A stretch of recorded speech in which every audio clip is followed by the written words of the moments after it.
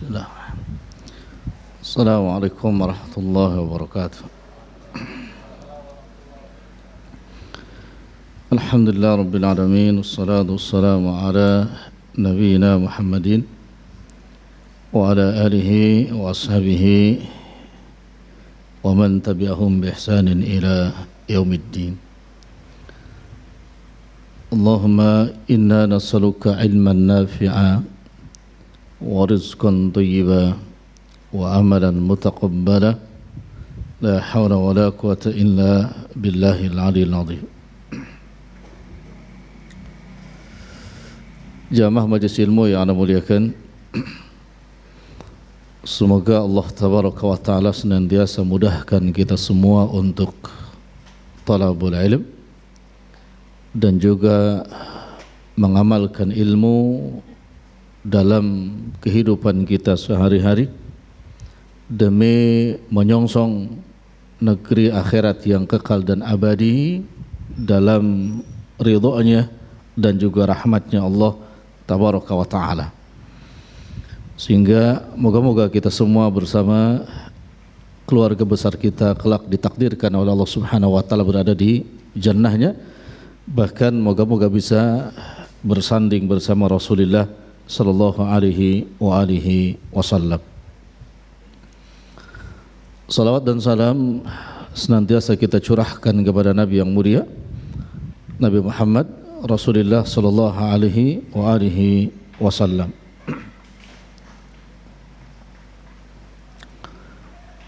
Jamaah anda muliakan, alhamdulillah dengan adanya iman kepada Allah tabaraka wa ta'ala, kita bisa datang ke majlis ilmu.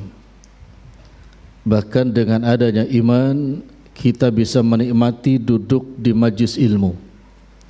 Bahkan mungkin antum ada yang sudah ketiga kalinya sampai jam 9 ini, atau minimal yang kedua kalinya ba'da subuh dan duha. Ada lagi nanti ba'da duhur, ba'dal maghrib, ya. Tapi karena iman, alhamdulillah antum bisa istiqamah, bahkan bisa sakinah di majlis-majlis ilmu. Dan karena iman juga kita bisa saling mendoakan. Karena iman kita juga kita bisa berkasih sayang karena Allah terhadap sahabat kita, teman kita, bahkan istri dan juga anak-anak kita. Nah, lalu kemudian iman itu perlu pembuktian. Ya, iman itu perlu pembuktian. Maka tema kita pada pagi ini, buktikan keimananmu. Kalau dalam prinsip-prinsip akidah Ahlussunnah wal Jamaah, kan prinsip di bab yang pertama mengimani 6 perkara. Iman kepada Allah, kepada kitabnya, kepada rasulnya, kepada apa lagi? Malaikat-malaikatnya, kemudian qada dan qadarnya, dan juga beriman kepada hari akhir. Kemudian bab kedua itu ada 9 prinsip, ya, termasuk di dalam bab kedua yang 9 prinsip itu tentang membuktikan tentang keimanan kita. Maka anak ambil sedikit, buktikan keimananmu. Di surah Al-Hujurat ayat ke-14 Allah menceritakan orang-orang Badui yang disebut dengan di Quran qalatil a'rabu amanna. Tiba-tiba orang Badui mendatangi Nabi alaihi salatu wasalam dan serta-merta dia mengatakan amanna, kami telah beriman. Lalu Allah menjawab di sini sebagaimana dijelaskan oleh Nabi alaihi salam, qul lam tu'minu walakin qulu aslamna. Kata Nabi SAW, jangan kau mengatakan kami telah beriman, tapi katakan kami telah Islam. Jadi ternyata untuk mengatakan iman itu tidak semudah orang Badui tadi. Ya, dia baru masuk Islam baru mengatakan saya beriman. Tapi katakanlah aslamna, kami baru Islam. Kenapa? Walam yadkhulul iman fi qulubikum, karena keimanan itu belum masuk ke dalam hati kalian. Kenapa ayat ini mengatakan keimanan belum masuk ke dalam hati kalian? Karena iman itu kan rukunnya 3. Ya, dengan hati ya meyakininya tanpa ada keraguan, dengan lisan ya kan mengutarakannya ya, kemudian dengan apa? Jawari, anggota badan untuk mengamalkannya. Ini baru dikatakan apa? Iman. Gitu. Jadi nggak serta-merta, perlu kita membuktikan bagaimana keimanan kita. Ya, kita lihat misalkan ada sahabat Nabi yang bernama Thauban, ya, radhiyallahu anhu. Itu Thauban itu saking cintanya kepada Rasulullah sallallahu alaihi wasallam, karena cinta kepada Nabi bukti iman. Anda ulang ya, cinta kepada Rasulullah SAW bukti daripada iman. Thauban itu kalau pulang ke rumah berkumpul dengan anak dan istrinya itu gelisah. Kenapa? Karena hatinya selalu terpaut rindu ya berada di samping Rasulullah sallallahu alaihi wasallam. Sampai dia dikatakan di hadapan istrinya, aku gak bisa lama-lama di rumah ini. Ya, aku sayang kepada kau, sayang kepada anak-anak, tapi aku gak bisa kalau jauh-jauh dari siapa? Rasulullah sallallahu alaihi wasallam. Coba bayangin. Sampai ini diutarakan kepada Nabi alaihi salatu wasallam. Ya, lalu Nabi bertanya, kenapa imanmu sampai bergejolak seperti itu, kecintaan kepada aku? Ya, kata Nabi, dijawab oleh Thauban, ya Rasulullah, engkau itu besok di sorga berada di Jannah Firdaus, sementara aku tidak tahu berada di mana, dan pasti aku jauh denganmu ya Rasulullah. Jadi caraku hari ini agar besok bisa bersama engkau di jannah, aku selalu mencintaimu dan rindu kepadamu ya Rasulullah, agar aku bisa bersanding bersamamu besok di jannah. Ini Thauban. Ini enggak ada yang kayak gitu cintanya hari ini. Ya, kalau ngaku sunnahnya iya. Tapi kalau rindu kepada Rasulullah seperti itu sampai jauh daripada istrinya sama anaknya, tidak betah berlama-lama, justru betahnya bersama siapa? Rasulullah SAW. Kayaknya imannya masih perlu ditanyakan. Ya ayyuhalladzina amanu, aminu lagi. Iman dan diperintahkan untuk apa? Benar-benar beriman. Gitu ya. Ya ngaji aja kadang-kadang ya apa bahasanya tuh ya, kayak nggak ada ruhnya gitu. Bukan yang di sini, kayak nggak ada ruhnya gitu. Beda kan yang ada ruhnya dengan yang tidak ada ruhnya. Ya. Ikan itu kalau nggak ada ruhnya, nggak ada nyawanya, ia dibawa ke tempat panas diem, bawa ke darat juga diem, di air yang tempat asalnya diem. Kenapa? Ikan tersebut sudah tidak ada ruhnya.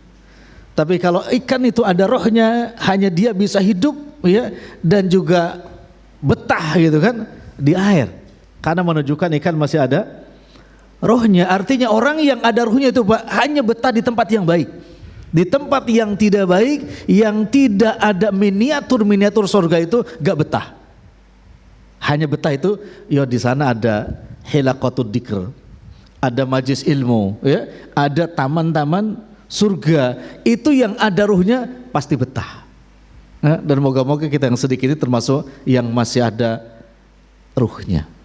Ya, ya kalau nggak ada gentayangan kan, yang masih ada ruhnya. Ya, kalau nggak seperti siapa? Thauban tadi. Nah, bahkan dibuktikan lagi oleh sahabat Nabi yang bernama Rabi'ah. Ya, ini hadisnya sahih, bernama Rabi'ah.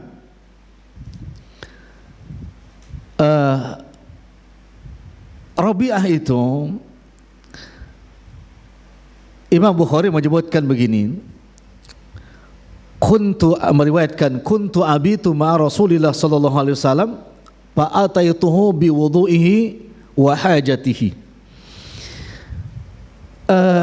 Rabi'ah pernah menemani suatu malam bersama Rasulullah sallallahu alaihi wasallam. Lalu apa yang dilakukan Rabi'ah? Ketika Nabi wudu, beliau ambilkan airnya, ya, dan beliau tuangkan airnya biar Nabi wudu di air yang dituangkan oleh Rabi'ah. Bahkan wahajati, semua kebutuhan pada malam itu dilayani dengan tulus oleh Rabi'ah. Dan Nabi alaihi salatu wasallam melihat ketulusan Rabi'ah tersebut. Masya Allah ya.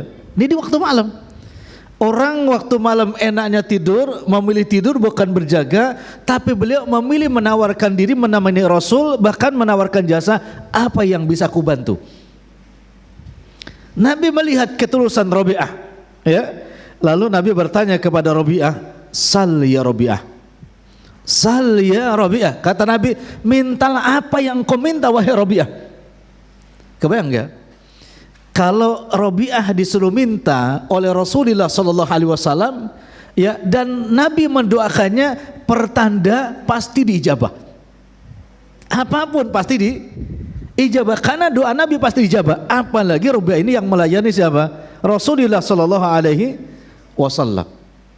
Ya. Lalu dijelaskan dalam sarahnya di sini, ya, ketika Nabi mengatakan kepada Rabi'ah, "Sal ya Rabi'ah." Kebayang gak tuh?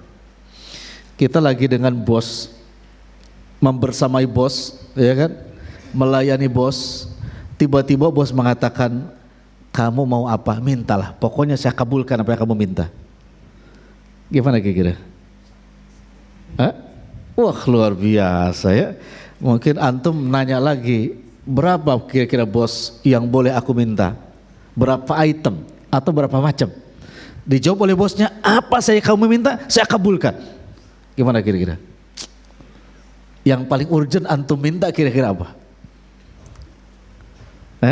Kalau bos nawarin gitu, mobil yang baru, rumah, gaji naik, atau apa kira-kira? Macam-macam ya. Kenapa bosnya saking apa? Baiknya luar biasa. Lalu kata Rabi'ah mengatakan, apa kata beliau? "Uridu murafaqatika fil jannah." Aku hanya minta ya Rasulullah, aku biar bisa menemani engkau di surga. Ya, hanya itu permintaannya, Pak. Izinkan aku biar besok bisa menemanimu di surga. Dan Nabi nanya lagi, "Sal ya al-ukhra." Coba minta lagi yang lainnya. Iya, Rabi'ah enggak mengatakan cukup itu, cukup. Aku agar bisa menemanimu di surga. Cerdas ya. Sudah ikhlas, cerdas. Ya, tahu kalau Nabi masih ada gitu, datang ke antum disuruh minta apa? Sama gak seperti Rabi'ah permintaannya? Kayaknya beda ya. Kayaknya beda. Coba simpel tapi luar biasa. Minta menjadi apa? Teman beliau di surga. Kalau kalimatnya minta menjadi teman di surga, kan jawaban yang paling tidak diinginkan kalau mengatakan tidak, aku tidak izinkan. Ya, itu paling luar biasa. Ya, tapi Nabi memang sudah minta saja apa saja dan cerdas sekali. Kenapa? Tidak ada kebahagiaan dan tidak ada keutamaan kecuali kalau bisa bersanding di surga bersama Rasulullah sallallahu alaihi wasallam. Dibuktikan oleh Rabi'ah kecintaannya dengan apa? Melayani Nabi. Ketika orang-orang memilih tidur, beliau memilih menawarkan jasa, nih air wudunya, dan bila engkau ada hajat apapun, katakan, aku yang akan memenuhinya. Hari ini Pak, hari ini kita hanya disuruh meninggalkan perkara yang bid'ah aja susah. Ya, itu kan ribetnya minta ampun. Masih ngomong ada ustadz saya, kiai saja, kayak begitu omongannya. Ya, bahkan mungkin yang sudah paham punya ilmu hanya mendakwahi orang yang tergelincir aja berat. Mengatakan tidak gitu kepada orang yang menyelisih syariat kok berat gitu. Tantangannya Pak, yang namanya melayani itu berat apa enggak? Berat ya. Ini melayani Rasulullah SAW di waktu manusia niyamun pada tidur, ya, dengan tulus. Masya Allah. Bismillah lah. Buktikan imanmu kalau memang benar cinta kepada siapa? Allah dan Rasulnya. Gitu ya. Masya Allah. Antum kalau dengar berita kajian ini, antum yang nanya atau memang antum nunggu dikabari? Nih jujur nih pagi-pagi. Iya, antum nunggu dikabari, di share, atau pagi antum sudah nanya ke orang, kira-kira hari ini di mana ada kajian? Mana yang antum lakukan? Nunggu dapat sharean? Allah, ini nggak ada giroh kalau gitu. Tanya dong, tanya ya kan. Hari ini di mana ada kajian? Kalau antum ada udur, mana yang dekat sesuai dengan jamnya? Bertanya. Orang bertanya itu menunjukkan dia butuh.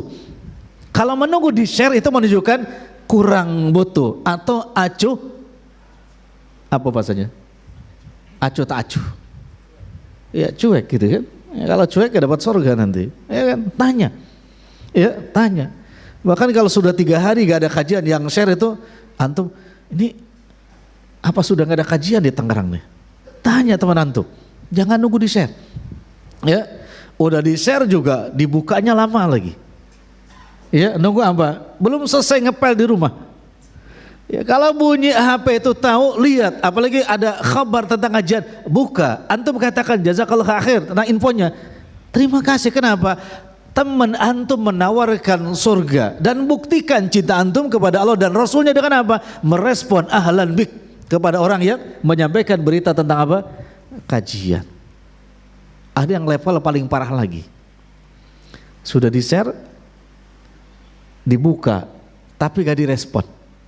Ya. Kemudian ditanya sama temannya, tadi kan sudah ada info kajian. Oh iya ya. Oh iya, tadi kebuka belum kebaca. Bahlul itu. Bilanya kebuka belum? Nah, pura-pura itu. Waliyadzubillah. 2 ya.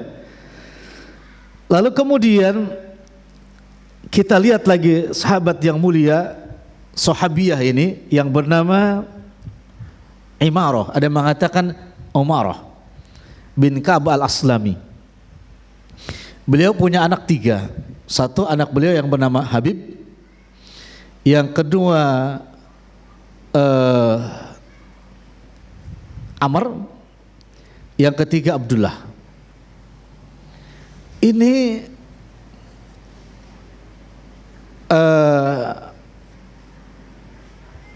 Imarah atau Umarah, beliau seorang nenek tua.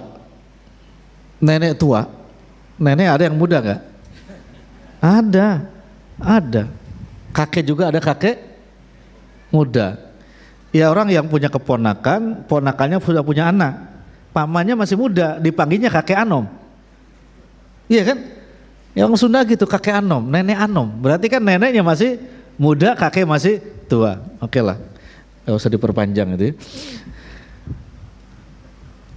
Nenek tua.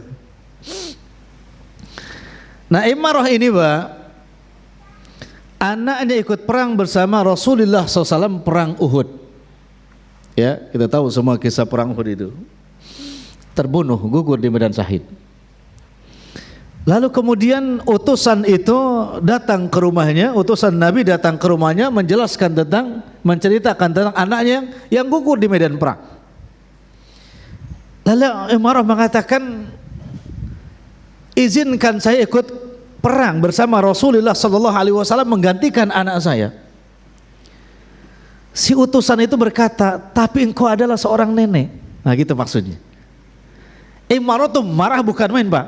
Apa kata Imarah? Apakah anda sudah meremehkan kekuatan seorang nenek? Ini baru penguasa nih. Ya. Dia mengatakan marah ya. Kenapa merasa dilemahkan? Ya, karena seorang apa? Nenek. Dia katakan, Rasulmu, Nabimu tidak pernah mengatakan hal demikian.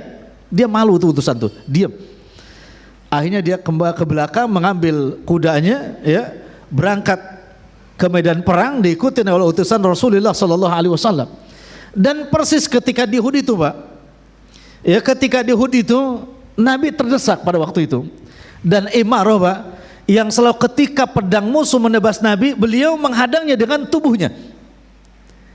Ya, dikeraskan dalam sironya sampai 20 tusukan pedang. Dan yang terakhir adalah nadi urat yang besarnya itu, ya luka itu, imarah itu, tapi tidak menjadi wafat beliau. Dan setiap tusukan itu menusuk beliau ketika menghalangi Nabi, dan beliau melihat ke arah Nabi, Nabi gak apa-apa, dia tersenyum Pak, seakan-akan tidak ada rasa sakit sedikit pun tentang apa, pedang yang menusuk tubuhnya. Ini nenek-nenek. Kalau di Indonesia kadang-kadang ceritanya kan dasar nenek-nenek, gambarannya jelek terus. Ini termasuk nenek yang the best Pak. Dia selalu habis ditusuk, lihat ke belakang Nabi, tidak apa-apa, senyum. Dia ada musuh lagi, orang kafir menusuk, dia hadang lagi dengan tubuhnya, dan dia melihat ke belakang, Nabi gak apa-apa, senyum. Sampai selesaikan perang Uhud itu, karena kalah kaum muslimin, dibawa ke tenda, imarah itu diobatin, bahkan disebutkan dijahit. Apa namanya, bekas sayatan pedang itu. Nabi menghampiri tendanya Imarah. Begitu Nabi mengucapkan salam, ya kan, Imarah langsung merapihkan tutup bajunya, ya, yang sedang dirawat oleh tabibah itu, dijahit, ya. Dia ingin mengatakan bahwa dia tidak apa-apa. Untuk apa? Supaya Nabi tidak merasa tidak enak hati, karena gara-gara perang seorang ibu-ibu terluka. Bayangin coba. Sampai menjaga perasaan siapa? Rasulullah Shallallahu Alaihi Wasallam berdiri dengan tegak, tetapi darahnya masih bercucuran. Nabi bertanya, bagaimana kabarmu? Ya, Imarah mengatakan, tidak apa-apa ya Rasulullah. Dan dia katakan, yang penting kau juga tidak apa-apa. Bayangin coba, ada gak yang model-model kayak gitu, yang mengatakan cinta untuk membuktikan apa? Imannya kepada Allah, dan ini perempuan lah. Ya, kalau di kita perempuan masuk tol hebat. Bawa motor maksudnya, tolnya masuk motor, perempuan hebat. Ya. Ini luar biasa Imarah ini. Ya, ini kasus-kasus beberapa sahabiah ketika perang Uhud ini, mereka menjadi pahlawan. Ini salah satunya Imarah. Menjaga siapa? Perasaan Rasulullah Shallallahu Alaihi Wasallam. Dua ya. Ana belum kepada bahasan yang kitanya ini. Yang ketiga, ada yang lebih dahsyat daripada Imarah, seorang sahabiah dari kalangan Ansor bernama Nusaibah.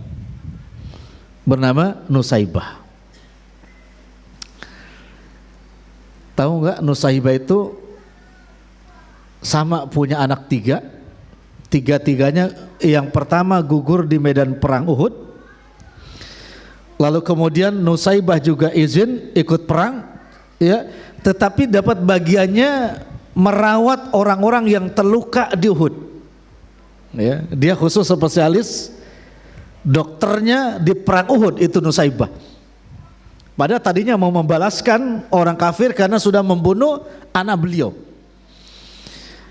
Akhirnya ketika beliau mengobati orang yang terluka di Uhud, ya, tiba-tiba ada salah satu sahabat, ya, yang kepalanya lepas, terpenggal pedang dan menggelinding di hadapan Nusaibah yang sedang mengobati pasiennya yang terluka.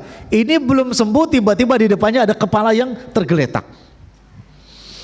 Model kita udah pingsan itu Pak. Ada pala perang, ya kan, tergeletak di hadapan kita dengan darah yang bercucuran. Kan gak sedikit laki-laki langsung apa? Lemes ketika melihat apa? Darah itu. Itu Nusaibah bukan begitu Pak. Ketika mengobati pasiennya, ya, dia diamkan, langsung ngambil pedang karena sudah membawa pedang, karena ingin menggantikan anaknya yang terbunuh. Ya, mengambil pedangnya, kemudian maju merangsak ke depan. Di dalam sirahnya itu hampir 40 dia membunuh orang. Seorang perempuan Pak, 40 orang kafir terbunuh oleh siapa? Nusaibah. Walaupun pada waktu itu, ya, perang Uhud kalah. Dan Nusaibah tidak terluka, yang anehnya. Nusaibah tidak terluka sampai pulang. Akhirnya sampai kepada masa Khalifah Abu Bakar, yang pada waktu itu muncul ketika diminta untuk memungut zakat, ya, nun di Yaman sana ada seseorang yang mengaku Nabi, yang bernama siapa? Musailamah Al-Kadzab. Nah, salah satu anaknya yang sama tadi mirip namanya diutuslah untuk ke Yaman mendakwahi Musailamah Al-Kadzdzab. Tetapi yang dilakukan oleh Musailamah apa? Anaknya Nusaibah yang bernama Habib itu dicincang habis.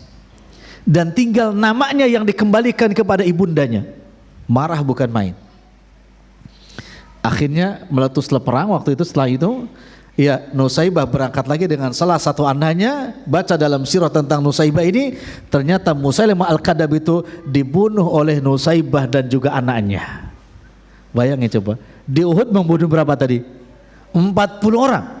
Ya, dia terbunuh cuma 2 anaknya, tetapi bisa membunuh siapa? Musailamah Al-Kadzdzab, perempuan itu juga ada pada masa sahabat Nabi. Untuk apa? Membuktikan keimanan mereka dengan kecintaan kepada Rasulullah sallallahu alaihi wasallam, bukan hanya di rumahnya, ke medan perang bahkan bisa membunuh orang-orang kafir.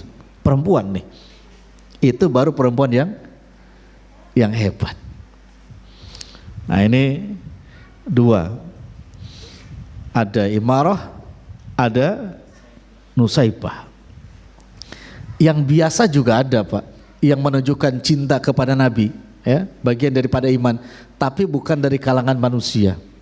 Antum pernah membaca hadis ya tentang bagaimana kurma itu menangis ketika ditinggal Nabi hijrah. Ya, menangis. Kenapa? Karena dia gak mau jauh dengan siapa? Rasulullah sallallahu alaihi wasallam menangis, dan tangisan itu terdengar oleh siapa? Nabi alaihi salam.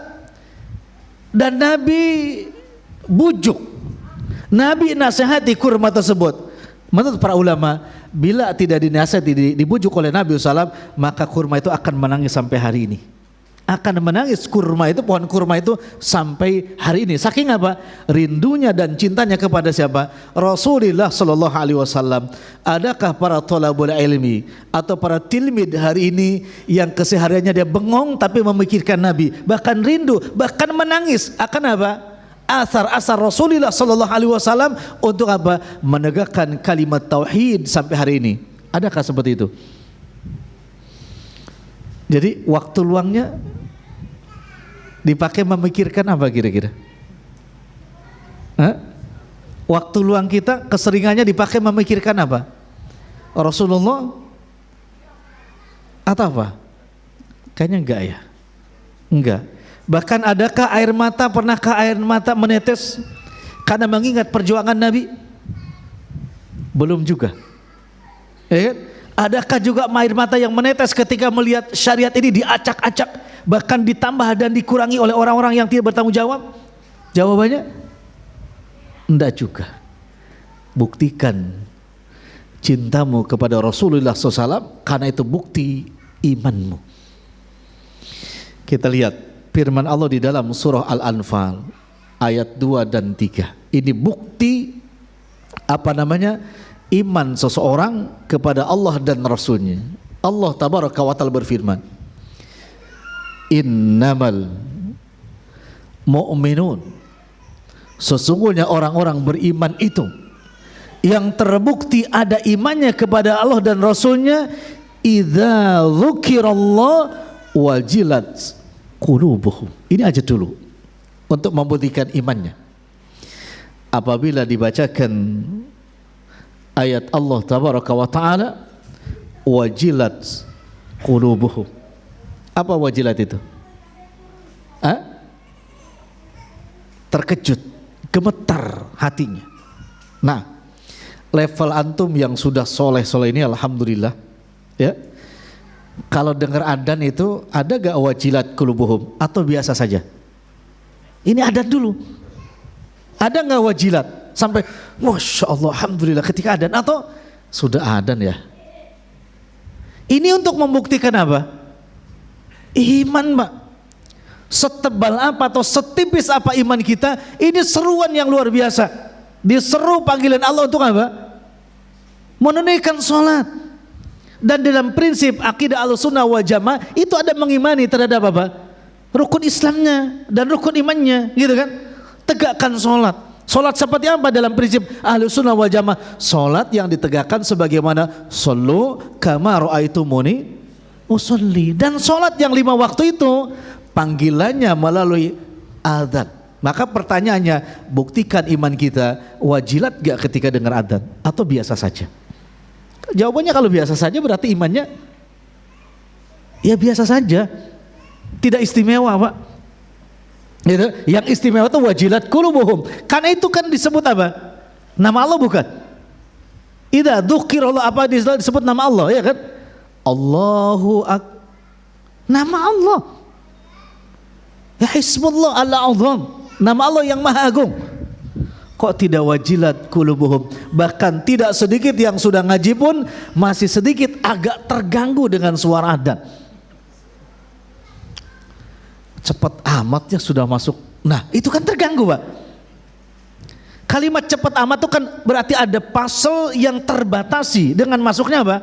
Adzan. Mungkin ada suatu kenyamanan yang tiba-tiba dibatasi dengan suara adzan, sehingga ungkapan kalimatnya kok cepat amat sudah adzan. Siapa yang pernah ngomong kayak gitu? Hah? Ini merasa dibatasi, ya kan? Ya minimal kalau nggak wajilat ucapan apa? Itu, Pak. Ini cobalah, ini kan akidah Ahlussunnah wal Jamaah. Biasakan, ya kan? Biasakan tergerak ketika mendengar suara apa? Adzan, wajilat qulubuhum. Apalagi nih? Dzikirullah. Disebut nama Allah tabaraka wa taala. Kalau dengar antum kematian, bukankah di dalam kematian ada ismullah, nama Allah? Ada gak? Ada. Sehingga orang-orang ketika mendengar berita tentang kematian, apa yang diucapkan? Innalillah. Disebut gak nama Allah? Naam. Iya. Innalillah wa inna ilaihi. Wajilat gak qulubuhum? Sedikit. Banyak orang yang ketika mendengar berita kematian justru bercanda. Masih banyak. Ya, masih banyak kan dengar berita kematian tapi apa? Bercanda. Gimana candaannya? Ya. Mati juga akhirnya dia. Candaan itu, mati juga akhirnya dia. Mestinya kan istirja. Iya kan?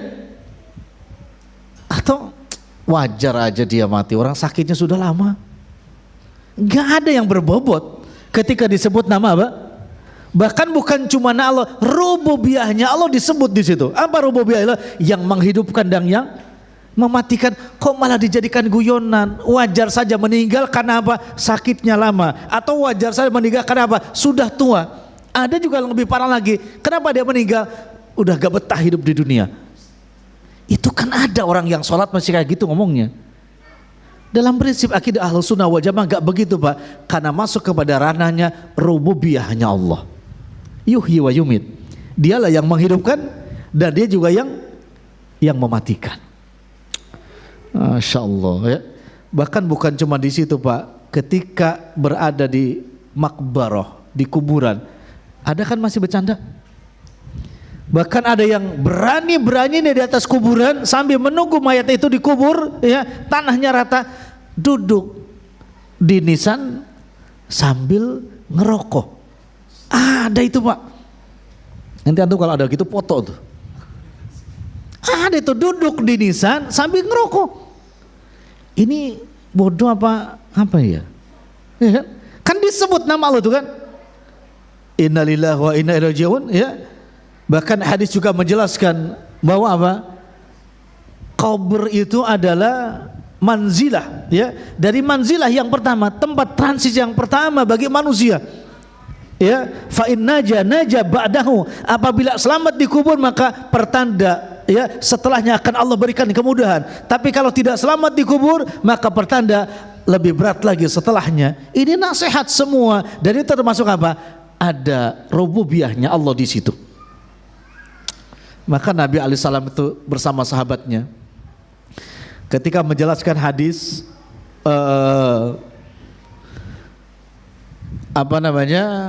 Ubadah bin Samit, ya, tentang hal itu.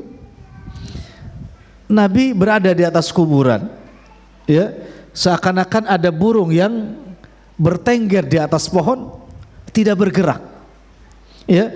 Lalu Nabi kata Rasulullah sallallahu alaihi wasallam setelah rata kuburan, duduk semua. Fa innal mayyita al-an yus'al. Duduk dengan tenang karena mayat ini sebentar lagi akan disu'al. Ya. Nabi paham betul. Ya, tentang apa? Rububiyahnya Allah. Bergetar hatinya di situ. Termasuk para sahabat. Dan Nabi katakan, tolong ambilkan ya sebatang pelepah kurma yang masih basah. Lalu Nabi tancapkan. Dan Nabi katakan mudah-mudahan diringankan adabnya selama pelepah kurma ini masih basah. Diringankan adabnya selama pelepah kurma masih basah. Luar biasa Pak. Nabi diem, ya kan? Lalu Nabi katakan, berdoa kalian, berdoa. Kenapa? Supaya mayit mendapatkan ketenangan. Karena sebentar lagi dia ditanya.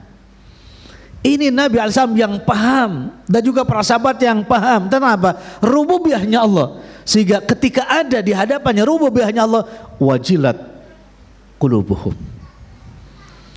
Ini yang harus ada, karena kalau ada itu membuktikan tanda apa tadi? Bukti kecintaan dan juga bukti imannya kepada Allah dan Rasulnya. Itu ya. Ketika antum mendengar berita yang kemarin mobil lewat Hasyim Asy'ari, truk itu yang nabrak banyak, ya, kan nabrak kiri kanan itu ya. Sini lawan arah ya. Nggak tahu Kak, wallahu alam ada korban apa enggak gitu kan? Nggak tahu lah. Itu bagian daripada ayat Allah bukan sih? Kekuasaan Allah ya. Karena sudah takdirnya kan. Dan kita juga mengimani dalam prinsip akidah ushul jamaah takdir ke qada dan qadar, baik dan apa? Dan buruknya. Kebayang enggak bila antum yang berpapasan dengan mobil itu, sedang antum bawa mobil atau motor? Kebayang enggak? Coba pikirkan sejenak. Kira-kira apa yang akan terjadi? Remuk ya. Dengan supir yang dalam sukaro itu, mabuk, ya kan? Kemudian sudah enggak terkendali, antum baru saja beli mobil gitu kan? Dan ada di depannya, dia siap menghantam antum. Qadarullah wa masya'Allah, antum pada hari itu, sore itu tidak ada di jalan Hasyim Asy'ari, bahkan di rumah sedang asik makan. Bukan itu bagian daripada kekuasaan Allah tentang takdirnya, ya. Lalu ketika itu antum apa yang responnya ketika dengar berita bis itu truk lewat ugal-ugalan? Ada gak wajilat qulubuhum? Atau responnya biasa saja atau mengatakan untung saya gak ada di sana? Kalimat untungnya betul, tapi rububiyahnya Allah antum gak libatkan. Sebagai orang yang punya iman gak begitu. Ya, kan antum bisa mengucapkan alhamdulillah ala kulli hal. Alhamdulillah ala kull.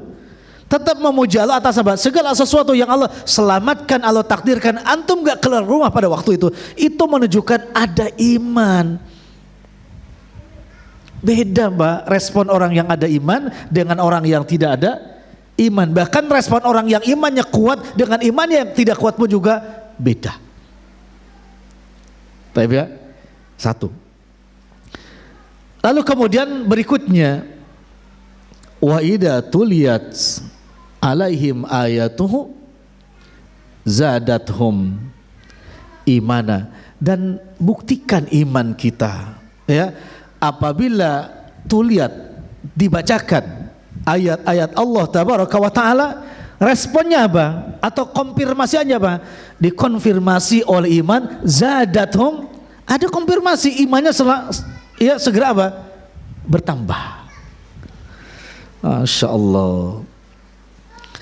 Bila antum sudah nikah punya anak satu, ya, bertambah anaknya dua, bukankah itu tanda kekuasaan Allah? Ya kan? Tanda apa? Kekuasaan Allah. Zadatum imana, mestinya ketika tambah anak dua itu imannya apa? Bertambah. Kira-kira kalau punya anak satu, iman bertambah.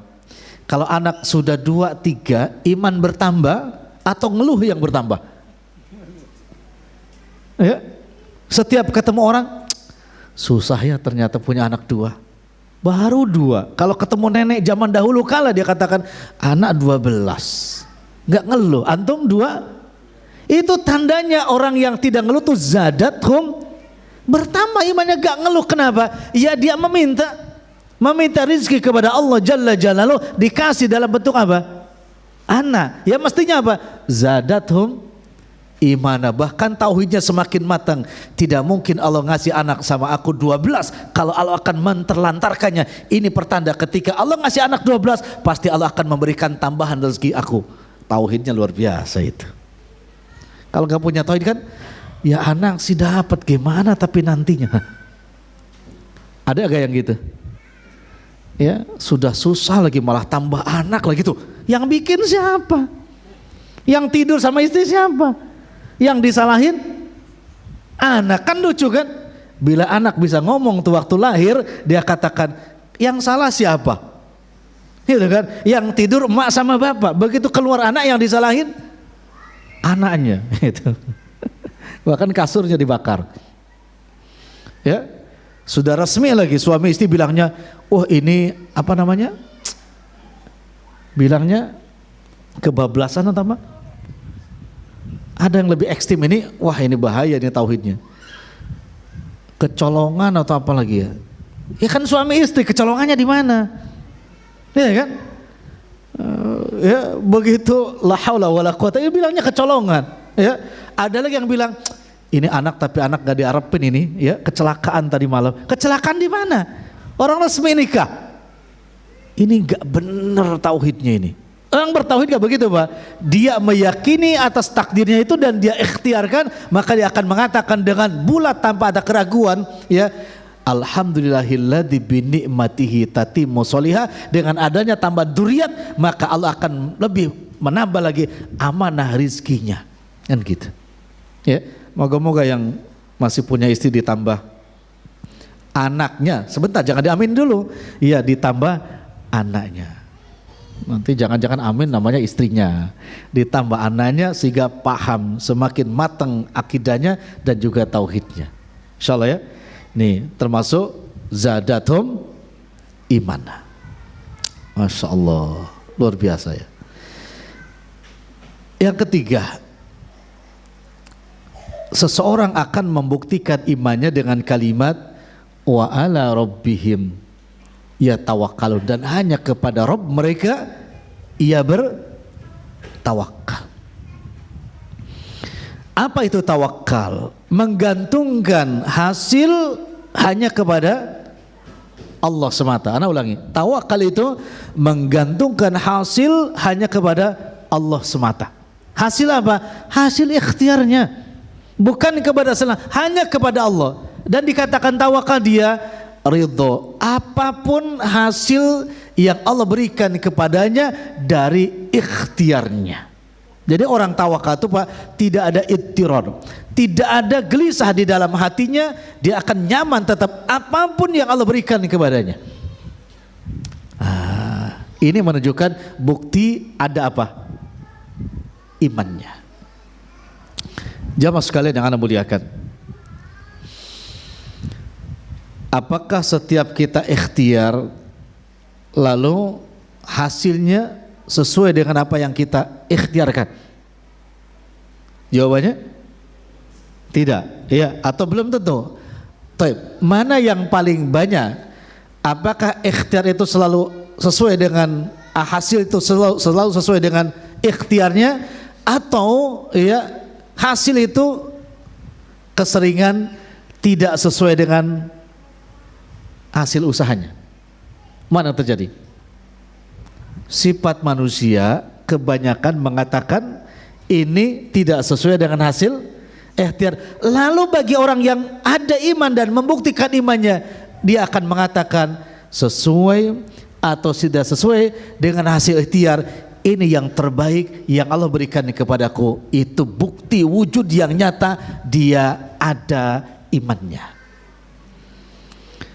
Ya, jangan kerja si kerja tapi belum sesuai harapan. Nah itu bukti tidak ada iman tuh. Kerja si kerja tapi hasil belum sesuai dengan apa?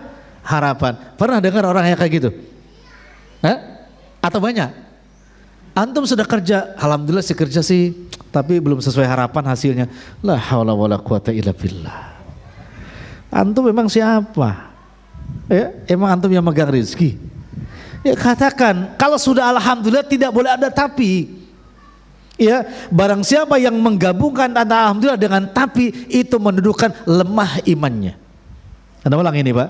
Barang siapa yang mengucapkan alhamdulillah dibarengi dengan kalimat tapi, itu menggambarkan lemah imannya, bahkan lemah akidahnya.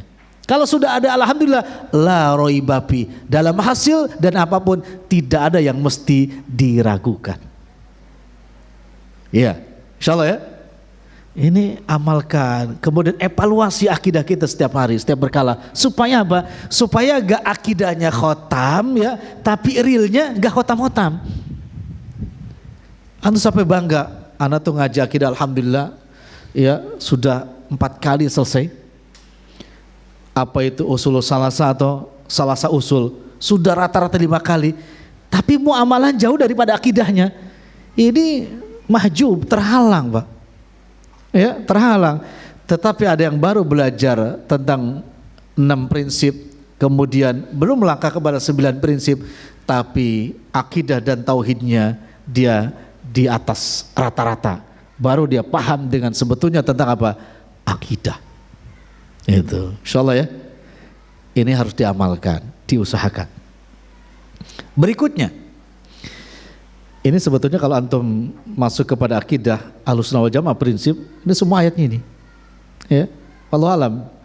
Babnya sudah dibahas sampai di mana itu. Nah, ayat ketiga sebagai pembuktian bahwa kita punya iman dengan apa? Alladzina yuqimunas shalah. Ini pembuktian adanya apa? Iman. Mereka mendirikan salat. Kalau ditanya Ustaz, alhamdulillah anak sudah sholat. Pertanyaannya, sholat yang seperti apa?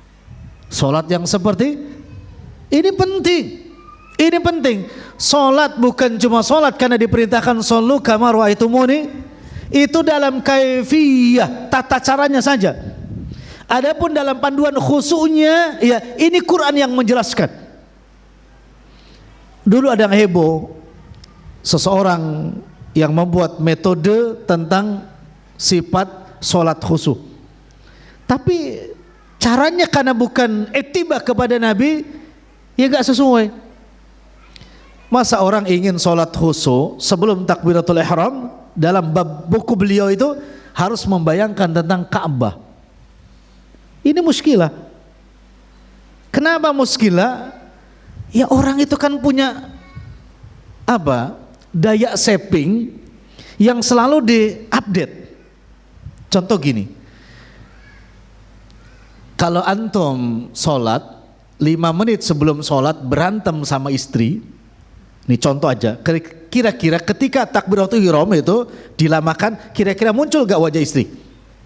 Ini baru 5 menit berantem, dan berantemnya sengit, kira-kira muncul gak? Allah, lagi manyun istrinya, muncul kan? Itu manusiawi. Daya savingnya kan begitu akan muncul. Ya kan? Bagaimana mungkin ketika ingin sholat khusyuk lalu disuruh membayang apa? Ka'bah, sementara dia baru saja apa? Pulang dari pasar, dari kamar mandi dan lain-lain sebagainya. Bahkan mungkin ada yang masih nonton bola. Menang apa kalah? Ya, enggak apa-apa kan, jujur aja. Menang apa kalah? Berapa? Oh, itu nonton ya. Kemudian jam berapa tayangnya kemarin? Hah? Besisa. Antum ke masjid, Allahu Akbar. Kira-kira kebayang gak itu? Itu manusiawi. Maka yang dibilang khusyuk itu adalah bukan orang yang tidak mengerti apa-apa, yang mengerti apa-apa ketika sholat kemudian mengendalikan apa yang masuk itu khusyuk. Begitu masuk timnasnya sama siapa? Allah muncul, Jepang ya, itu langsung dikat antum, itu khusyuk. Kalau dikatakan sholat khusyuk orang yang tidak mengerti apa-apa, itu pingsan bukan sholat. Itu metodenya ngaco itu, ya kan? Ya tahu betul ya, sampai ada gersek di langit itu, langit-langit tahu, oh itu suara tikus, tapi antum gak dilanjutkan, saya sedang sholat. Itu namanya khusyuk. Sehingga akumulasi dari memerangi file yang masuk itu menjadi pahala tambah. Kenapa? Berat Pak menghilangkan file yang masuk itu. Sehingga antum katakan saya inna sholati wa nusuki, sudah, itu khusyuk namanya. Jadi buktikan iman kita dalam sholat. Sholat yang mana? Khosyi'un, bukan sholat yang sahun. Satu. Dan juga membuktikan orang dengan sholat itu bukan hanya sholat, tapi yang mengilmui sholatnya. Seperti apa mengilmui sholatnya itu?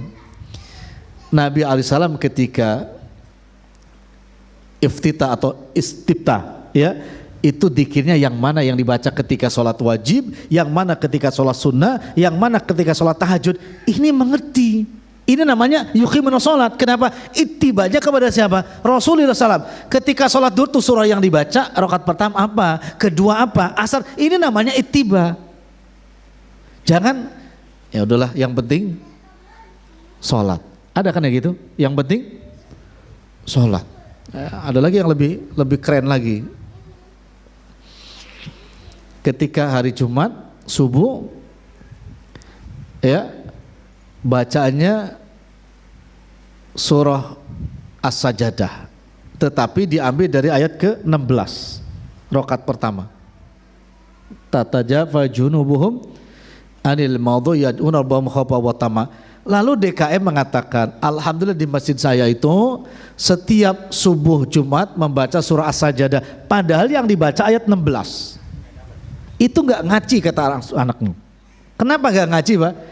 Kenapa? Itu ajza'un minas suwari, itu satu juz dari surah. Kalau dikatakan surah berarti ayat 1 sampai selesai. Enak benar dibilang surah As-Sajdah, padahal baca di ayat 16. Kalau As-Sajdah itu 1 sampai selesai. Maka boleh mengatakan di masjid ana itu kalau hari Jumat subuh membaca 15 ayat yang terakhir dari surah As-Sajdah, baru benar tuh kalimatnya. Itu. Ada lagi yang lebih parku lagi, lebih bakhlul. Alhamdulillah Ustaz Anas setiap mau tidur tuh baca surah Al-Baqarah. Keren betul.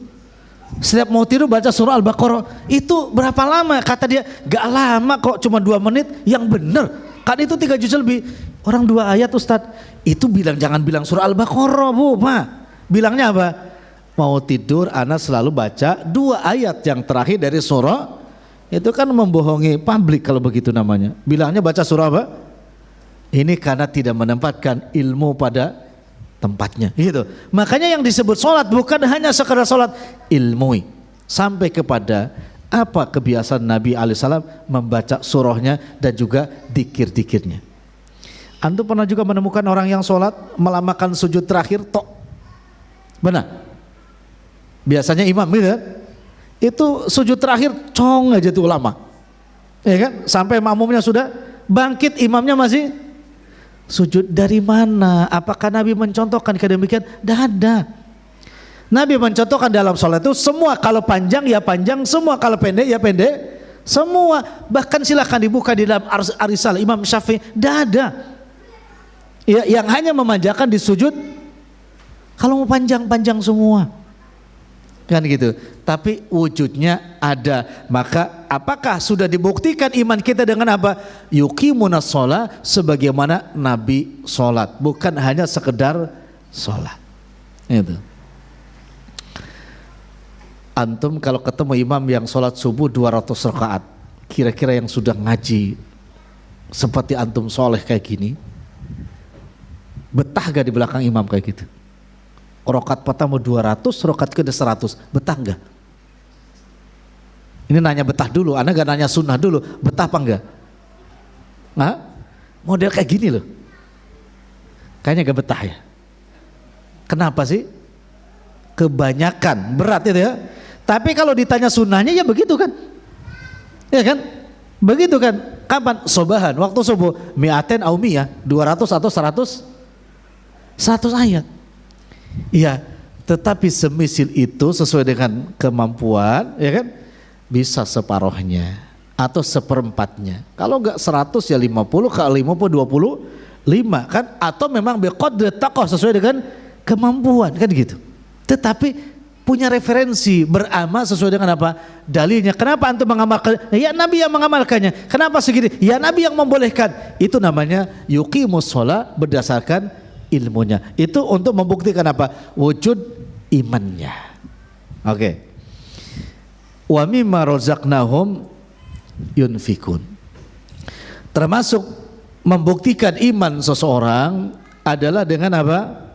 Menginfakkan sebagian daripada rezeki, bahkan rezeki yang juga Allah yang memberikannya. Gini jamaah sekalian,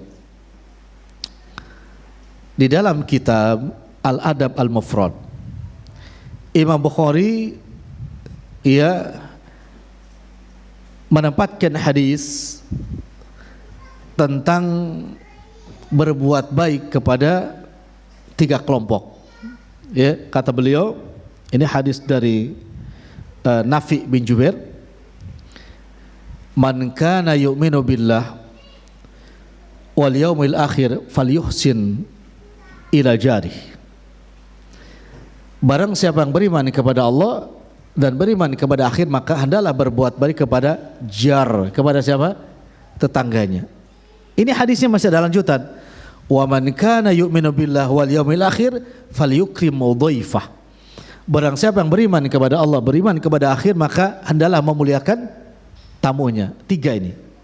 Yang terakhir, wa man kana yu'minu billah wal yaumil akhir falyakul khaira aw liyasmut. Berkatalah baik, kalau tidak bisa diam. Kita perhatikan yang pertama. Kata Nabi alaihissalam tentang wa mimma razaqnahum yunfikun. Hadisnya, barang siapa yang beriman kepada Allah, beriman kepada hari akhir, maka hendaklah berbuat ihsan kepada siapa? Tetangga. Lalu kata Imam Bukhari, yang dikatakan jaroh itu tetangga, kata beliau di sini mencakup kepada tetangga kita itu muslim, kafir, ahli ibadah, fasik, kemudian kerabat, penduduk asli, atau orang asing. Ini mencakup yang namanya jar, tetangga. Yang pertama, ia muslim. Oke lah, kalau bertetangga dengan muslim, ya sudah biasa. Bahkan tadi kita ngobrol, pengen tinggal di perumahan yang muslim. Nah, itu biasa, berarti tantangannya sedikit. Bukan gak ada, tantangannya sedikit. Tapi kata Nabi, bila tetangga Anda juga yang dikatakan jar mencakup tetangga Anda adalah kafir. Kafir dimi umpama. Ini juga perlakuannya berbeda. Tetap dikatakan apa tadi? Tetangga. Yang ketiga, ahli ibadah. Ya, ini enak kalau tetangga ahli ibadah. Yang keempat, tetangga kita fasik. Gimana tuh? Antum punya mobil dikempesin, ya tuh? Atau antum mau ngaji juga, yang ngomongnya iya tapi dia menghalangi ngaji kita. Oke, ada tetangga gitu. Atau tetangga itu sodikon, sahabat. Atau juga aduan. Bayangin punya tetangga sekaligus musuh. Waduh, gimana itu? Ya. Kemudian ghariban, orang asing. Ya, ada juga di situ tetangga kita penduduk asli. Kan masih ada yang beda-bedakan. Dia kan pendatang. Kalau saya penduduk asli. Maksudnya apa? Perlakukan beda dong antara orang asli dengan pendatang. Ada yang menarik, ya. Atau koriban katanya, tetanggamu itu kerabat. Maksudnya apa? Mungkin mertua. Masya Allah. Kira-kira kalau antum punya tetangga di depan rumah, ada depan, tetangga antum mertua, enak apa gak enak? Punya tetangga plus mertua, enak apa enggak? Enaknya apa, gak enaknya apa? Tetangga tuh persis pintu antum ngadep pintunya tetangga. Ini yang punya iman loh. Ada yang bilang enaknya Ustadz kalau gak masak tinggal loncat. Mending kalau mertua masak. Kalau gak masak, ya udah makan sederhana. Maksudnya ke warung Padang sederhana. Gak enaknya apa? Kalau berantem ketahuan, itu kan pikirannya udah ngeres-ngeres ya. Sebetulnya kalau tetangga kita ya mertua, ya harusnya lebih enak. Pertama, Kalau kita bersedekah kepada orang lain nilainya hanya sedekah. Tapi ya sedekah kepada mertua, ya sedekah yang menjalin apa? Iya, kekeluargaan. Ketiga lah, alhamdulillah kalau ada mertua di depan rumah kita kan gak bisa berantem. Kenapa? Gak enak ada, malah dia jadi wasitnya. Banyak manfaatnya daripada madaratnya. Tapi ala kulli hal, kan tetangga itu gak bisa begitu. Kadang siapa saja yang duluan, tiba-tiba ada jual rumah ditempatin oleh apa? Orangnya yang kurang nyaman. Tapi kata Imam Bukhari, tetap itu perlakukan dengan baik. Kenapa? Karena juga tetangga. Ya, makanya kalau punya tetangga yang baik, bagian daripada rezeki yang baik dari Allah Subhanahu wa taala. Kalau tetangga gak baik, ya tetap kata Nabi As-salam, "Falyuhsin ila jari." Tetap berbuat baik kepada siapa? Tetangganya. Bahkan di bab berikutnya itu di hadis yang ke 103 di Al-Adab Al-Mufrad, kalau mau berbagi, ini katakan muslim tetangga kita, ini kafir, sama-sama pintunya ngadep pintu rumah kita, maka Nabi katakan, kata Nabi, ibda bil kafir, mulailah berbagi itu kepada siapa? Yang kafir, bukan kepada siapa? Muslim, Pak. Menunjukkan yang muslim ini gak boleh kepo. Ketika apa? Saudaranya berbagi justru kepada siapa? Tetangga yang kafir. Gak boleh gini, kok malah orang kafir dibagi? Enggak, kata Imam Bukhari, itu apa? Li ta'lifil qulubi, untuk apa? Melembutkan hatinya. Justru diperintahkan berbagi bukan kepada muslim, kepada si kafir. Gitu, Pak. Apalagi kalau sudah kafir, ya kan? Misalkan muslim tetapi baru saja masuk Islam, apa namanya? Mu'alaf. Justru kepada dia kalau punya harta terbatas berbagi kepadanya. Islam itu luar biasa, dan itu untuk membuktikan apa? Iman antum kepada siapa? Allah. Dengan apa? Mengikuti perintah Rasulullah ya tentang berbagi, dahulukan kepada siapa? Orang kafir. Dan itu juga bagian daripada mengamalkan wa mimma razaqnahum yunfikun. Taib. Selama ini cenderung hati antum kalau berbagi dengan dua jiran tetangga, ini kafir, ini muslim. Hati antum cenderungnya kepada siapa kalau berbagi? Muslim apa kafir? Nah, padahal hadisnya menunjukkan kepada siapa? Kafir. Bagi Pak. Supaya apa? Supaya hatinya lunak, bahkan memahami tentang apa? Kedermawanan kaum muslimin, gitu kan? Nah, ini malah muslim lagi muslim kafir bagi. Ya, kafir bagi. Kenapa? Karena syarat seperti itu makanan itu, Pak. Bagi kepada siapa? Orang-orang yang memang membutuhkan. Ya, orang kafir lebih diperhatikan kembali. Ya, gitu. Maka kalau ada pengajian, antum bawa teman nih, ada yang baru ikut ngaji, ada yang sering ngaji. Antum dapat roti misalkan, maka layak diberikan kepada siapa? Yang baru ngaji. Jangan antum bilang, antum kan baru, saya udah lama. Itu gak boleh. Itu tidak mengamalkan hadis Nabi SAW. Buktikan imanmu, walaupun antum membutuhkan, hatta perut sudah bunyi kriuk-kriuk, tapi ada teman antum yang baru ngaji, berikan makanan kepada yang baru ngaji. Kenapa? Ta'liful qulub, biar melembutkan hatinya, gitu. Makanya anak sering analisa, semakin banyak makanan di tempat pengajian, semakin menunjukkan itu orang-orangnya baru ngaji. Kenapa? Karena yang baru ngaji itu mesti dibujuk dengan apa tadi? Bahkan boleh jadi itu mu'alaf. Apa itu? Jadi kalau mu'alaf tuh pasti pengajiannya ada apa terus? Semakin enak makanannya berarti pengajiannya semakin pada baru itu. Mu'alafnya mu'alaf tulen. Mu'alaf apa? Tulen. Itu. Berbagilah kepada mereka. Jadi kalau ngaji masih ngedambain makanan, ya buktikan iman. Ya, itu hadis penggalan yang pertama, falyuhsin ila jari. Yang kedua, man kana yu'minu billahi wal yawmil akhir falyukrim dhaifah. Tunjukkan imanmu. Ketika beriman itu, ya, beriman kepada Allah, beriman kepada hari akhir, maka muliakan siapa? Dhaif. Pertanyaan anak begini.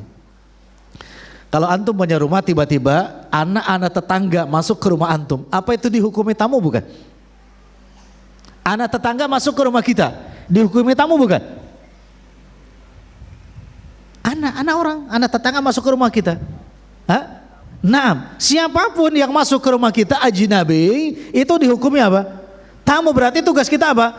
Falyukrim dhaifa. Buktikan imanmu dengan apa? Memuliakan tamu tersebut. Ada yang menarik ini. Ada yang menarik ini. Imam Bukhari mensyarah gini. Ikramud dhaifi, kata Imam Bukhari, memuliakan tamu itu kata beliau, wahwa man nazala bika dhaifan, siapa saja yang datang bertamu ke rumahmu, ya kan? Maka itu disebut dengan tamu. Sawaun abiru sabilin, ya, umpama hanya orang yang singgah, hanya meminta apa? Kan ada tuh orang jalan dia hanya minta air minum. Itu kata Imam Bukhari itu tamu. Abiru sabil, sekadar apa? Singgah. Au qadimun ilaika, atau memang menyengaja datang kepadamu, itu jelas tamu. Maka kata beliau, fal wajibu alaika antukrimahu, maka kewajiban ya yang hendak Anda lakukan adalah antukrimahu, memuliakan dia. Ya, bahkan sebelumnya ya, dia mengatakan ketika kedatangan tamu itu, maka yang pertama kata beliau, akui dulu bahwa dia tamu kita. Kenapa ada kalimat akui, Pak? Karena kan ada bahasa zaman sekarang itu, ada yang namanya tamu diundang, ada juga tamu yang lah kalau nazala ilaika, ya dia ternyata bertandang ke rumah kita. Kata Imam Bukhari itu tamu, mau dia diundang ataupun tidak. Karena namanya abiru sabil kan, orang singgah, diundang apa enggak? Tidak, tapi tetap dia akuin sebagai apa? Tamu. Kewajiban antum buktikan imannya, muliakan dia. Masya Allah. Jarang kan? Kita hanya mengaku sebagai tamu kalau apa? Kalau ada perjanjian ke rumah kita baru diakui sebagai tamu. RT di tempat antum domisili, ya datang ke rumah kita, ya kan, bawa map atau tidak bawa map, maka ketahuilah RT itu ketika masuk ke rumah antum, maka status dia sebagai apa? Tamu. Muliakan si RT itu. Ya si kan, si RT, si RW juga sama, muliakan, karena pada hakikatnya dia adalah tamu. Ketika antum memuliakan tamu tersebut, maka sebenarnya antum sedang membuktikan iman antum kepada tamu itu. Satu. Kedua kata beliau, antukrimahu bima tastati'ahu, muliakan dengan apa yang Anda mampu. Dari apa? Minal ma'kuli wal masrobi. Nah itu tamu itu, Pak, kalau bertamu yang paling antum dambakan ketika bertamu pertama kali apa? Setelah diakui oleh tuan rumahnya, apa coba? Pernah bertamu apa enggak? Kalau antum masuk ya bertamu, yang kemudian setelah diakui sebagai tamunya, antum duduk di sofanya atau di lantainya, yang antum tunggu setelah itu apa kira-kira? Pasti yang model-model gini tuh, suguhan. Suguhan. Kalau nggak disuguhi, diminta. Ada kopi apa enggak? Nah itu kan tamu kurang ajar. Diminta, bahkan kalau kopinya kurang manis dicela. Ini kayaknya gulanya kurang manis, ya kan? Ini tamu kok aneh-aneh. Tamu wajib beradab, tuan rumah wajib menghormati, tapi sesuai dengan apa? Kemampuannya. Ya, minal ma'kuli wal masrobi, hidangkan kata Imam Bukhari makanan dan minumkan. Ini cara menghormati tamu. Karena itu yang didambakan tamu, masya Allah, Pak. Kalau tamu itu begitu masuk ternyata sudah tersedia, oh itu senangnya kita. Itu anak sih, kalau antum sama kayaknya. Tersedia itu kan, apalagi yang sesuai dengan apa? Selera. Musim durennya, ya kan? Bahkan airnya sudah macam-macam, warna merah, warna putih, yang musekel. Itu antum tuh duduknya aja semangat. Kalau bertamu gitu kan. Kenapa? Itu dalam rangka apa? Membuat senang tamu, termasuk memuliakan tamu, dan itu menunjukkan adanya apa? Iman. Nah, lanjutannya. Bahkan wal maskani, selain daripada makanan dan minuman, siapkan tempat tidurnya, tempat istirahatnya. Maka di kamar-kamar rumah antum yang luas itu kan ada namanya ghurfatud duyub, kamar tamu, yang kalau tidak ada tamu ya antum pakai tempat ibadah sholat sunnah. Tapi kalau ada tamu itu untuk siapa? tamu ya, supaya tidak apa? Bercampur dengan tempat tidur anak. Kenapa? Nanti ada bau yang tidak sedap. Tapi khusus untuk siapa? Tamu, masya Allah. Dan menyiapkan antum untuk tamu itu bagian daripada ibadah yang pahalanya tetap mengalir. Kenapa? Karena antum sudah beriman kepada untuk memuliakan tamu sehingga antum menyiapkan khusus tamar kamu. Ulangi. Ketika antum menyiapkan tamar untuk tamu, maka antum menunjukkan ana mengamalkan hadis fal yukrim dhaifah, maka antum sudah mendapatkan pahala. Wajib berjalan atau tidak berjalan kamar itu, diisi atau tidak diisi, antum tetap mendapatkan pahala karena antum sudah siapkan kamar tersebut untuk siapa? Tamu. Masya Allah.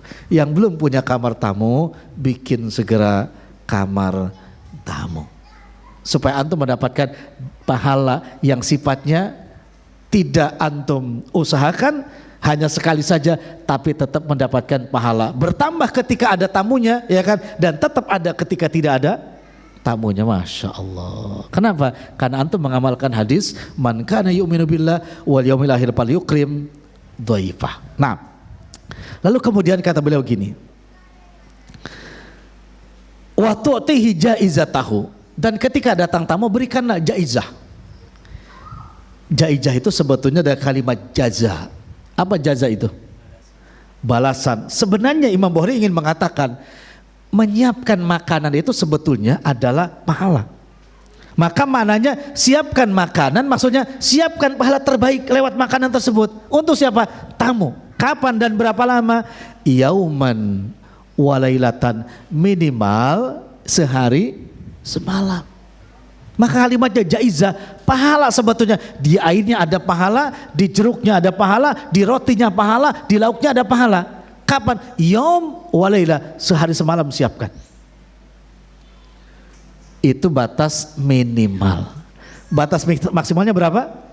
Tiga hari. Selebihnya usir. Masa diusir udah baik-baik jadi su'ul khotimah dong. Yang enggak, maksudnya harus paham bertamu itu ya sesuai kebutuhan. Tapi kalau maksimal ketika antum bertamu, maka ya izinkan. Assalamualaikum, salam. Saya boleh bertamu? Boleh. Harus tahu Pak, saya ingin bertamu 2 hari. Jelaskan kalau bertamu. Jangan sampai memancing tuan rumahnya. Masih lama nggak nginep di sini? Kan itu memancing namanya. Maka dari awal ketika bertamu tuh katakan sebentar atau lama, sehari atau 2 hari. Katakan. Iya. Pernah gak antum kedatangan tamu yang jujur kayak gitu? Selama ini pernah gak antum kedatangan tamu yang jujur sebagaimana perkataan Imam Bukhari? Pernah? Bawa pakaian banyak tapi bikin bingung siapa? Ini mau 3 hari atau seminggu atau selamanya kayak begini modelnya. Nih antum bertamu sudah diizinkan, katakan berapa lama, 1 jam, 1 hari, 2 hari atau 3. Kenapa? Supaya tuan rumahnya ada persiapan. Bismillah ya, tamu yang beriman dan tuan rumah yang mengamalkan hadis sebagai bukti apa? Keimanannya. Maka minimal menjamu tamu itu sehari semalam.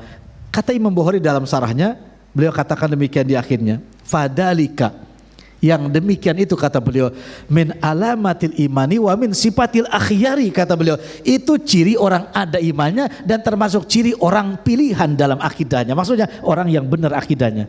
Sederhana kan? Baik dengan siapa? Tetangga, sekalipun tetangganya kafir, bahkan memprioritaskan siapa? Si kafir dalam berbagi, kemudian juga dia mau menjamu siapa? Tamu. Maka itu kata Imam Bukhari, dia yang ada imannya, menunjukkan ciri ada imannya, bahkan termasuk orang yang mendapatkan pilihan sebagai yang baik juga akidahnya. Ini muamalah kita bersama siapa? Tetangga dan juga bersama tamu, tentunya dengan yang lainnya, untuk menunjukkan buktikan imanmu. Gitu ya. Mudah-mudahan antum setelah ini kedatangan tamu dan antum juga siap untuk menjamunya. Kayaknya belum siap kayaknya ya. Tiba-tiba teman antum yang ngaji di samping antum, akhi, Anda tuh lagi beres-beres rumah, ada yang mau dibereskan di gudang, izin saya boleh gak bertamu selama 3 hari. Kira-kira antum mengajak nambala atau pakai dulu tuh, tandanya gak setuju. Ini model antum ini ya. Mudah-mudahan gak ada tamu lah, daripada susah nanti ya. Masya Allah. Demikian yang bisa kita bahas di pagi ini tentang buktikan imanmu. Dan ini bagian daripada prinsip akidah Ahlus Sunnah wal Jamaah. Tapi kalau ada masih bertanya, masih ada waktu 10 menit ya, tafadhol.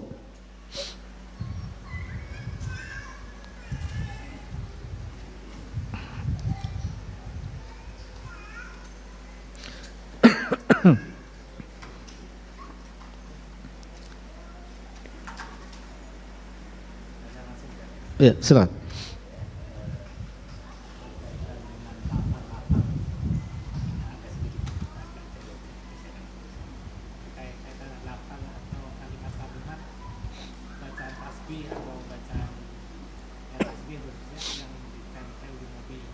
Mungkin sebagai orang yang melihat mungkin ada niat, mungkin niatnya berzikir untuk menambah keimanan gitu kan.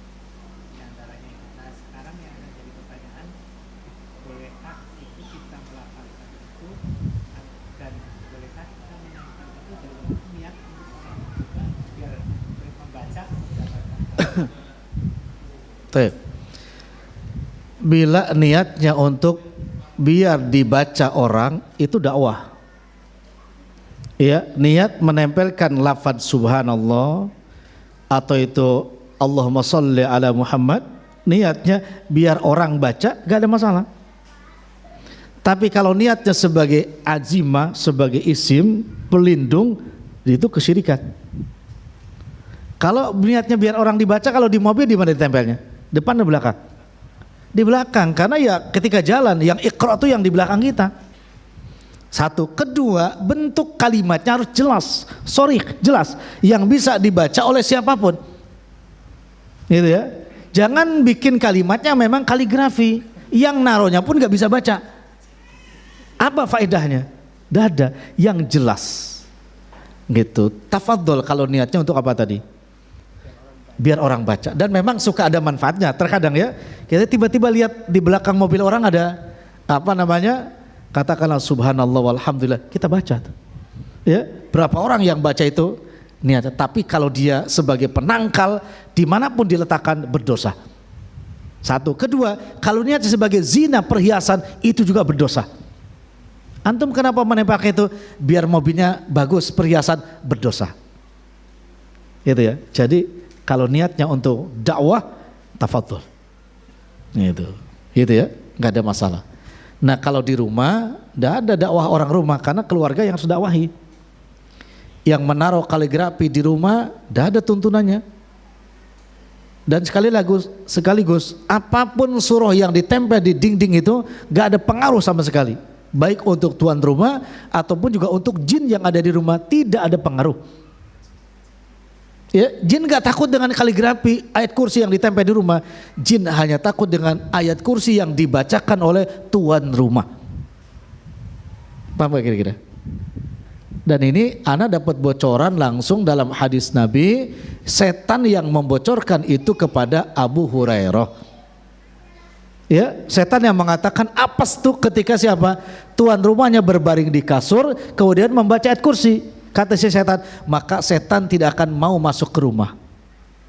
Itu dikatakan setan di malam ketiga ketika Abu Hurairah menjaga zakat fitrah berupa gandum. Dan Nabi mengatakan orang itu akan datang terus menerus sampai ketiga malamnya, dan ketiga malamnya datang. Bahkan setan itu mengajari Abu Hurairah, dan Abu Hurairah nggak tahu bahwa itu siapa? Setan. Ngajarin ayat kursi, keren itu.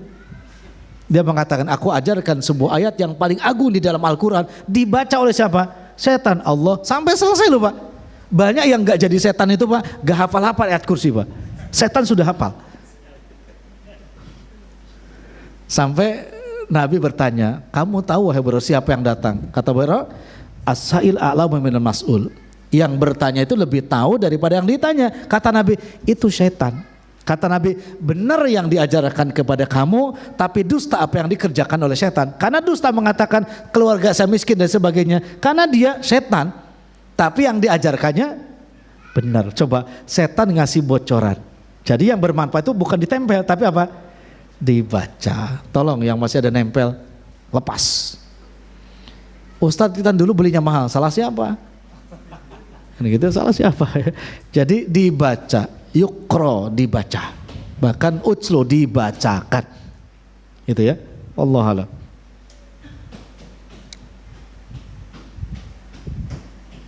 Ada lagi?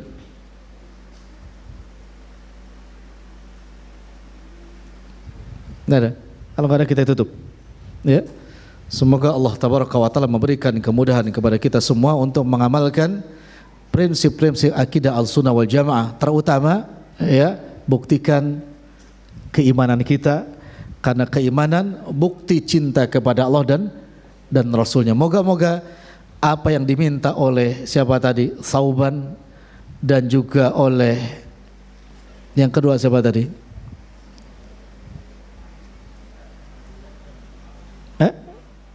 ada yang nyatat, biar bersanding dengan Nabi Rabi'ah, dan itu mudah-mudahan juga termasuk kita yang bisa bersanding bersama Rasulullah di jannahnya Allah Subhanahu wa taala. Wallahu taala bisawab, wa sallallahu ala nabiyyina Muhammadin wa ala alihi wasallam. Subhanakallah bihamdik, asyhadu an la ilaha illa anta astaghfiruka wa atubu ilaik. Wassalamualaikum warahmatullahi wabarakatuh.